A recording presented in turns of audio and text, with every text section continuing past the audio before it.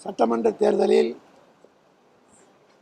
தளபதி மு.க. ஸ்டாலின் தலைமையிலான மதசார்பற்ற முற்போக்கு கூட்டணி ஆட்சி அமைப்பது உறுதியாகிவிட்டது. அனைத்து தரப்பு மக்களும் தளபதி மு.க. ஸ்டாலின் தான்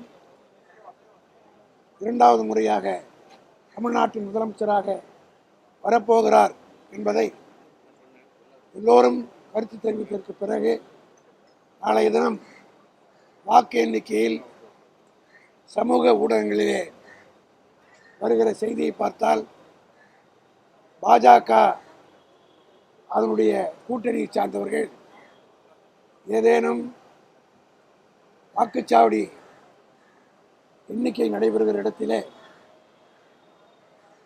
திட்டமிட்டு ஏதேனும் செய்வார்களா என்கின்ற ஒரு சந்தேகம் ஏற்படுகிறது.